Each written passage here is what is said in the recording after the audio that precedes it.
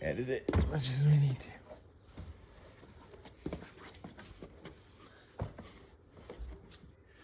All right. Hi, this is Adam. Hi, this is Logan and Greg, myself. And we just have a couple core values in our farm is to be completely transparent and upfront with you, our customers. And we've had a situation arise in the last week that it's been a little bit of a rodeo for us, a lot of emotions.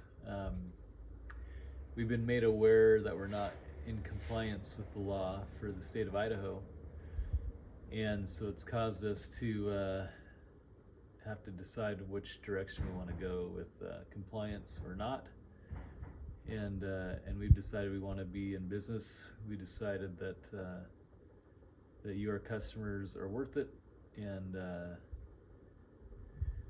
so has some hard decisions we had to do. So what we found out is that there's a vaccination required called RB51, commonly called Bangs vaccination, and it's required for all cows in Idaho. A cow is a female cow, and so there is a disease called brucellosis that the state has determined or the feds actually have determined is still a contagion in this area of Montana, Wyoming, and Idaho. And that to cut down the opportunity to get to have your cattle infected, they need to have this brucellosis vaccine. So to be totally transparent with you, 4 of our cows had that test. We assume as heifers, when it's normally given between the age of 8 and 12 months, or 6 and 12 months, and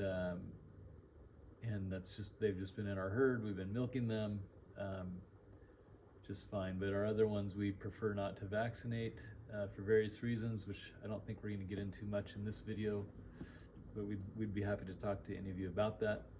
But anyways, we've been made aware that all of our cows need to be vaccinated, and if we don't, they'll shut us down. And we need to have a different label on our milk, some other things that we're going to comply with. So anyways, I'm going to ask Logan a couple questions that we hope are the questions you're going to ask. So first of all, I guess what changed, I guess I already talked about that, is that we were made aware of it. So why is RB51 required, Logan? Well, it's law. That's why we're having to do it. The reasoning that they use is that, it's a pullover from 60 years ago. The law itself is 45 years old. People being afraid of having their herds made at risk by wild game interactions with Yellowstone. So it's not actually even a vaccine. It's a bacteria, and so they're inoculating the cattle with a bacteria that it's a weakened strain of it. It's what vaccine should be, basically, but it's not actually a virus, it's bacteria. Okay. So what's the risk to not vaccinate? Financial and physical for us, financially and physically for our animals, and physically for us. If we didn't vaccinate, they would have legal action against us, so we'd be shut down. And it's not just raw milk dairies, it's any female cattle apparently. So that's the risk. And then financially, that would change the direction we'd have to go, obviously. So. And then physically, do we feel there's any risk to not vaccinate? For a cattle or no, I mean, even the state vet himself, we have talked to him multiple times now. He doesn't even feel that it's a risk. It's more of just law and wanting to be consistent across the state for him. So hopefully we can get this law eliminated or updated over the next couple of years. So what's the risk of vaccinating, going through with the RB51, financially and physically? Yeah, Well, so the physical risk is kind of across the board. There's studies that show that it doesn't, that it, so there's one study that we can cite that they vaccinated over 20, I believe, animals, and only one of them showed any shedding into the milk, and it was a very small amount, and it was after a small amount of time. So the risks could be there. If you look it up, people are going to tell you that you need to cook the milk regardless if they've been vaccinated to eliminate the risk. But they also say that for practically every single disease on the planet with raw milk, because raw milk is inherently unsafe according to the authorities. So yes, it's a risk, but we will do a withdrawal period to hopefully eliminate whatever risk may be there. But after that, it's always, drinking raw milk is always at your own risk, just like living is. So, Well, what's the risk specifically with the shedding of this RB51? Is there any risk with the shedding into the milk? What have they said? Research says it's very minimal risk. The symptoms could be fever, headache, chills, things like that. So even if it was an issue, which hopefully it won't be after withdrawal period, but even if it is, it would hopefully only be